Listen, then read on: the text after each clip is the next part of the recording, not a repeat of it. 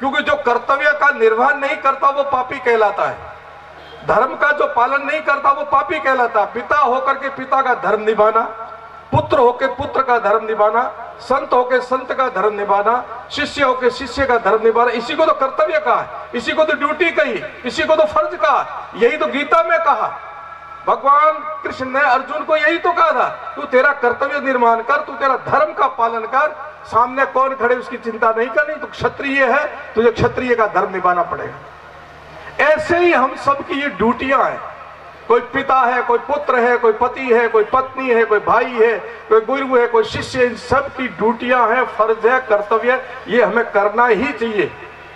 परंतु जरा एक बात और सोचो, क्या जिंदगी पूरी इन ड्यूटियों में लग गई तो मूल ड्यूटी है या उद्देश्य है? मूल क्या, मुख्य क्या है? इन दो शब्दों में से एक तो उद्देश्य और एक कर्तव्य। तो उद्देश्य बड़ा है या कर्तव्य बड़ा है? उद्देश्य बड़ा है, टारगेट। तो आपके जीवन पूरी की पूरी जिंदगी केवल मात्र कर्तव्य निर्वहन में पूरी करते, उद्देश्य की तरफ ध्यान ही नहीं जाता। ये भी आप गुरु के पास आओगे तब आपकी शंका का समाधान होगा। एक और बात कहूंगा, आप छोटे थे ना, सबसे अच्छी चीजें क्या लगती थी? आपके अभिभावक, आपके माता पिता, भाई यदि बाजार से एक रबड़ की मोटर गाड़ी लेके आते थे, वो भी आपको कितनी अच्छी लगती थी, क्या कितनी बढ़िया मेरे लिए गाड़ी लेके आए, लगती थी कि नहीं लगती थी? आप छोटे थे, आपकी मांग छोटी थी, पूर्ति होते आप खुश हो जाते थे। आपके प्रश्न भी छोटे थे उस समय। क्या प्रश्न थे आपके? कोई चीज आपने पहली बार देखी, पूछा कि ये क्या है, तो जिसका हाथ पकड़ रखा उसने उत्तर दिया कि ये है, आपको विश्वास हो गया, आपने मान लिया कि इसको ये कहते हैं। आप बड़े हुए, आपकी मांग बड़ी हो गई, और आप बड़े हुए, आपके प्रश्न भी बड़े हो गए। और युधिष्ठिर से यक्ष ने पूछा था, आप सबको पता है यदि आपने महाभारत का प्रसंग पढ़ा हो, किम आश्चर्यम, इस दुनिया का सबसे बड़ा आश्चर्य क्या, बताओ, बता सकते हैं आप में से कोई? इसका अभ्यास करो और बड़े प्रश्नों के शंका का समाधान करना तो सत्संग करो, स्वाध्याय करो, मनन करो, और आपका जन्म हो तब आपको पता चलेगा मुझे कौन से कर्म करने चाहिए, कौन से कर्म नहीं करने चाहिए। तो कुत्ते की हड्डी की तरह सारे कर्म करते रहना, नुकसान खुद का होगा। अंत में मैं एक ऐसा प्रसंग चल रहा है पूरे देश के अंदर, हम सब देवों के देव, आराध्य देव पुरुषोत्तम भगवान राम, मर्यादा पुरुषोत्तम भगवान राम, उस भगवान राम की जन्मभूमि पर तकरीबन 500 साल से हमारे पुरखों ने, पूर्वजों ने एक यज्ञ शुरू किया, उसको पूर्ण करने का, कि यहाँ भव्य मंदिर बन करके भगवान राम की नगरी, जहाँ का निवास जन्म स्थल है, वहां बने। वो संघर्ष, वो यज्ञ चलते विश्व मारियम कहते हैं, वो किरणवंत विश्व मारियम बनाने का उद्गम स्थल अयोध्या बनेगा, और वहां से पूरी संस्कृति, धर्म निकल करके विश्व को मानव बनाएगा, और मनुष्य को जीने की कला सिखाएगा, मनुष्य को लड़ने की कला नहीं सिखाएगा। ऐसा भगवान राम के वहां से निकला हुआ ये उद्घोष पूरे मनुष्य को मनुष्य बनाने का मात्र निमित्त बनने का सौभाग्य इस बार पूर्ण आहुति, और हम सब लोग यज्ञ करवाते अब है। और इस समय आपके घर घर राम सेवक आ रहे हैं, आप सब लोग, जितने संत बैठे मंच पर, सब ने दिया, क्योंकि संत सब मार्गदर्शक है, सुधीजन है, और ये प्रेरणा स्रोत है। सब संतों ने भी भगवान राम के निमित्त अपनी झोली में से अंशदान दिया है। हम भी आपसे यही कहते हैं, इसमें कोई किंतु परंतु मत करना, कोई शंका मत करना। आप अपने, हमारे प्रणाम कि ऐसा मौका फिर कभी नहीं आना, ये पूर्ण आहुति हो जाएगी। पर इतिहास के पन्नों में वही महाराज जी जो बोल रहे थे, गिलहरी का पाठ अदा करना, जब इतिहास लिखा जाए तब कम से कम हमारा नाम जरूर आ जाएगा कि हमने भी इसमें अपना अंशदान, योगदान दिया। करना, जितने भी बैठे हैं आपके घर पर राम सेवक आएंगे या जैसी भी व्यवस्था है, आप जरूर पहुंचना, और गौ माता की सेवा भी आपको निष्ठा, ऐसी विनम्र प्रार्थना के साथ माताओं बहनों को इस धर्म सभा में बैठे हुए सभी धर्म पे, मेरी भी घोषणा करवा रहे, माता ने भी की है, सबने की है।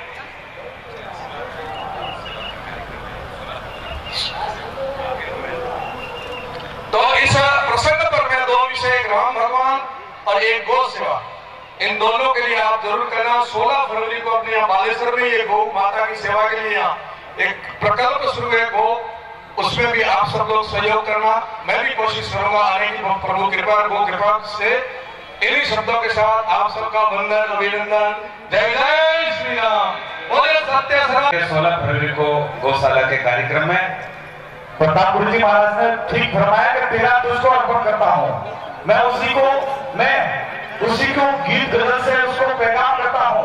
मैं उसी को गीत गजल से उसी को पैगाम करता हूँ। उसी की दी हुई दौलत उसी के नाम करता हूँ। जिस परमात्मा ने हमें जो दौलत दी है मैं उसी के नाम कर रहा हूँ। और आयोजन के ज्ञानियों के हृदय में जो अंधकार है उसको मिटाने का कार्य कर रहे हैं। ऐसे संतों के चरणों में कोटि कोटि वंदन कर रहा हूँ। और माइक्रोफोन मेरे पूज्य गुरुवर श्री रामप्रीत जी महाराज को सौंपा। 16 तारीख को गौ सेवा जिसमें खेड़ापा महाराज आचार्य श्री ने प्रदान की अनुमति दे दी है और उसी के साथ साथ दादरा मठ के महंत श्री प्रताप गुरु जी महाराज ने भी प्रदान की अनुमति प्रदान की है। आप सभी लोग अवश्य पधारे, जरूर पधारे। गौ माता की। किसी को भी इस गौ सेवा से पीछे नहीं रहना। स्थान श्री गुरु जलंधरनाथ गौशाला, भोमिया जी का स्थान बालेश्वर।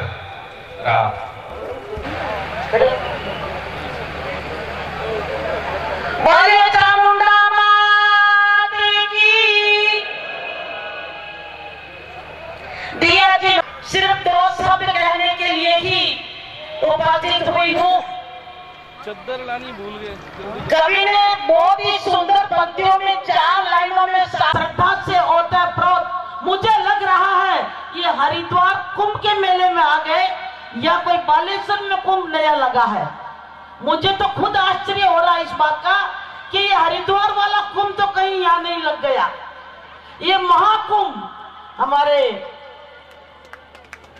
पीठाधीश्वर हमारे परशुराम गिरी जी महाराज पंचदश नाम जूना अखाड़ा के भूतपूर्व मंत्री, अंतरराष्ट्रीय मंत्री भी मंच पे पधार गए हैं। सरस्वती जिनके कंठों में है। अभी हम प्रताप गुरु जी महाराज उगते सूर्य जिन्हें विवेकानंद से पुकारा जाता हूं बोलेंगे। तो मैं यही कहना चाहूंगी कि हमारी श्रद्धा में जान है। तो आज हमारे गोकुल गुरु जी महाराज की तपस्या यहाँ रंग ला रही है। देखिए भक्तों के उत्साह को देखिए। राम मंदिर के नाम से अभी घोषणा हो रही थी और सब जय जयकार बोल रहे थे। अरे हमारे अपने राम का मंदिर बन रहा है, हमारे अपने राम का मंदिर बन रहा है। हम पीछे कहां से रहेंगे। होगी तो शक्ति और भक्ति का ये मंच है। होश उड़ जाते हैं, शक्ति में वो दम है। तो आज और भक्ति और शक्ति का जो यह समावेश हो रहा है अद्भुत अद्भुत अद्भुत योग है। और ऐसे महाकुंभ को, ये भक्ति का महाकुंभ है, इस भक्ति के महाकुंभ को भी मैं प्रणाम करती हूं। इन पवित्र भूमि पर अनेकानेक संत प्रकट हुए और उन संतों के पुण्य प्रताप से कुंभ की बात कर रहे थे। तो ये यथार्थ में एक मिनी कुंभ जिसको हम कह सकते हैं, ये सब संतों का ही प्रताप है, संतों की भक्ति शक्ति है। इसके कारण से आज ये भूमि संतों के चरणों से पवित्र हुई है। यहाँ पर अनेकानेक संत प्रकट हुए हैं इस भूमि पर।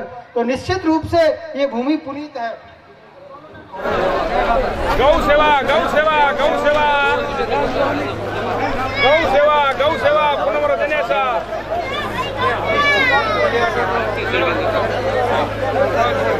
गौ सेवा सूचना केंद्र के आगे भीड़ इकट्ठी नहीं करें। अमर सिंह जी देशो 31 रुपये। अमर सिंह